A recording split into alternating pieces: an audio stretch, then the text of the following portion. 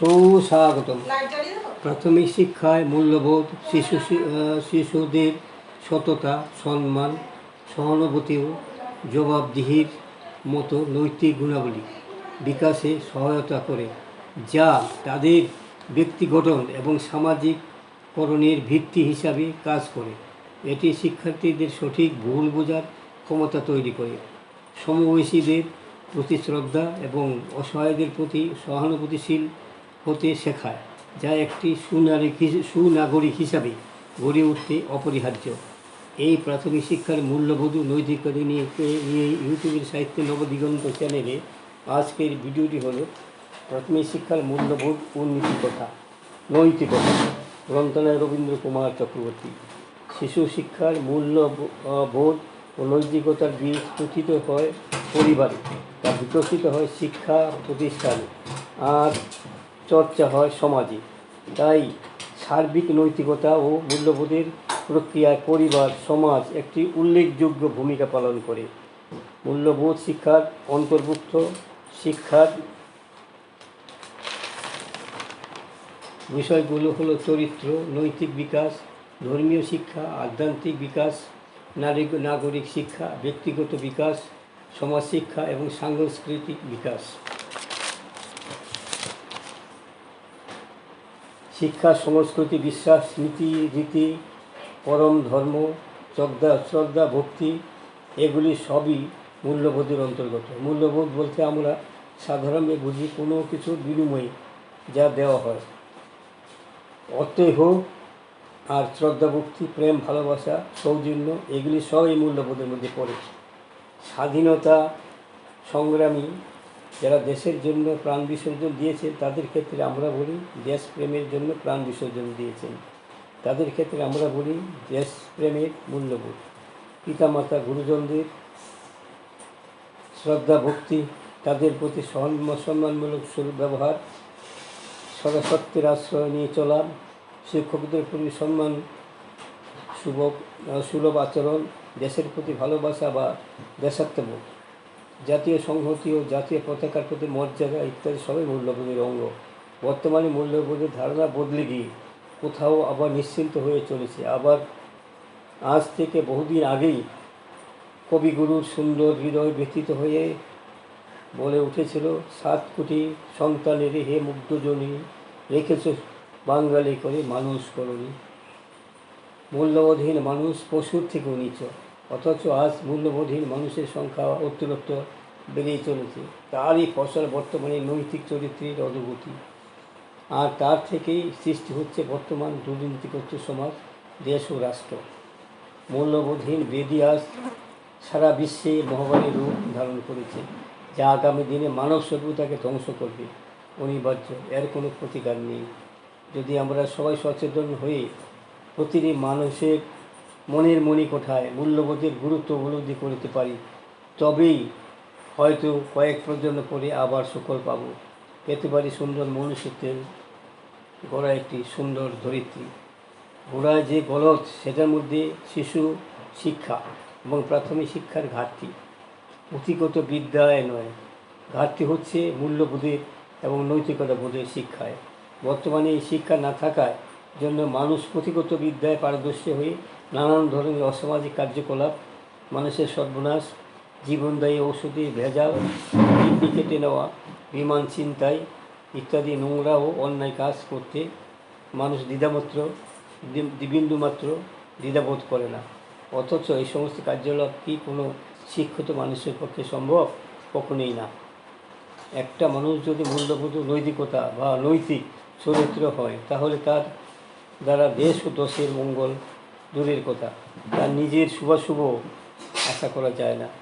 তা সে যতই পুঁথিগত বিদ্যায় পারদর্শী হোক না কেন, মূল্যবোধের প্রাথমিক পর্যায়ে শিক্ষা শিশু তার পিতামাতার নিকটে গ্রহণ করতে পারে। একটা শিশু জন্মগ্রহণ করার পর আস্তে আস্তে বড় হয়ে সে একমাত্র তার পিতামাতাকে কেন্দ্র করে জগৎকে জানতে শেখে। চলা, বলা, ভাবা, আচরণ সব কিছু সুনিয়ন্ত্রিত হয় তাদের কেন্দ্র করে। তাই শিশুর কাছে পিতামাতাই হলেন জীবন্ত আদর্শ ও জীবন্ত গুরু। পক্ষান্তরে পিতামাতার আচরণ সুস্থ পরিলক্ষিত হলে তবেই সুসন্তান আশা করা যায়। এমনই এমনকি লাভ করাও সম্ভব।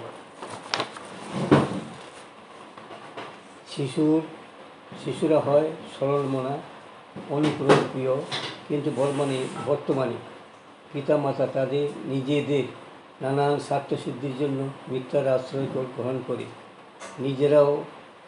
নিজেদের অবসর শিশুদের গোল্লায় পাঠানোর ব্যবস্থা করে।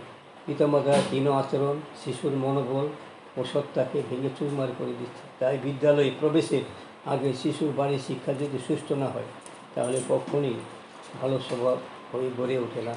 কবিগুরু রবীন্দ্রনাথের এই উক্তি, শিশুকে মানুষ করতে হলে শিশুবেলা থেকে তাকে মানুষ করতে হবে, তা না হলে ছেলেই থাকবে, মানুষ হবে না। অন্যদিকে মূল্যবোধ গঠন ও নৈতিক চরিত্র গঠনের গুরু দায়িত্ব সেই বর্তায় শিক্ষকের উপর। পিতামাতার আচার আচরণ যেমন শিশু মনে প্রতিফলিত হয়, ঠিক তেমনি শিক্ষকের আচার আচরণ শিশু মনে দারুণভাবে প্রভাব ফেলে। আপনি আচরই ধর্ম জীবকে শেখায়। তাই শিক্ষকের কাজ শ্রেণীকক্ষে শুধু পুঁথিগত তত্ত্বকথা পরিবেশন নয়। শিক্ষক হলেন জগতের গুরু, অর্থাৎ মন ও জগৎ জীবনের কারিগর। শিক্ষার্থীর কাছে শিক্ষক হবে সত্যের পূজারী, আলোর দিশারি। শিক্ষক সম্পর্কে কবিগুরু বলেছেন, শিক্ষকের জ্ঞান শিক্ষা যদি প্রজ্বলিত না থাকে, তাহলে শিক্ষার্থী জ্ঞান প্রদীপকে জ্বালিয়ে প্রজ্বলিত করবেন কীভাবে? তাই শিক্ষার্থীর জ্ঞান পিপাসাকে মেটানোর জন্য অবশ্যই হতে হবে অধ্যবসায়ী। তবেই তো হবে তিনি শিক্ষার্থীর কাছে একজন প্রকৃত বন্ধু, দার্শনিক, পথপ্রদর্শক। শিশু মনের বিকাশ ঘটাতে শিক্ষক একজন সাহায্যকারী বন্ধু, মঙ্গলমুখী। কারণ শিক্ষক মঙ্গলমুখী না হলে কখনই ছাত্রের মঙ্গল করতে পারবেন না। শিক্ষা বলতে সাধারণত আমরা বুঝি এই শব্দ দুটিকে। শিক্ষার ক্ষেত্রে ব্যবহার করলেও দুটি শব্দেরই সম্পূর্ণ ভিন্ন রূপ। লিটারেসি অকর্তার অর্থ লেখাপড়ার দক্ষতা, আর এডুকেশন শব্দের অর্থ শিক্ষা। লেখাপড়া মানুষের বাহিরের আবরণ, শিক্ষা প্রকৃতপক্ষে অন্তরে।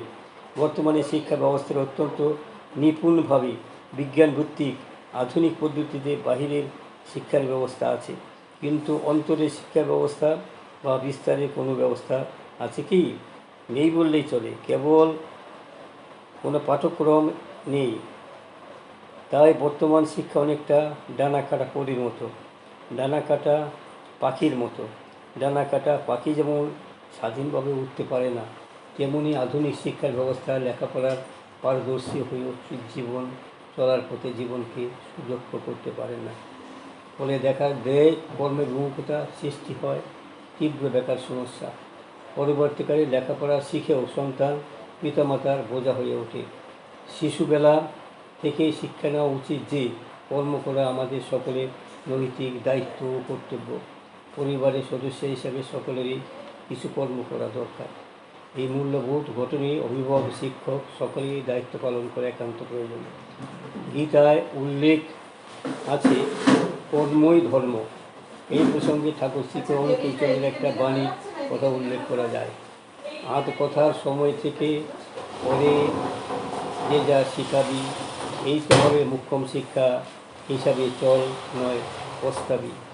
শিক্ষা ব্যবস্থায় প্রচলিত পাঠ্যক্রমে সামাজিক প্রাসঙ্গিকতা, পরিচালন পদ্ধতি, সর্বভৌমের সাফল্য অসাফল্য নিয়ে বর্তমান চায়ের দোকান থেকে সাংসদ পর্যন্ত নানা মহল থেকে নানান প্রশ্ন জমে ওঠে আড্ডা।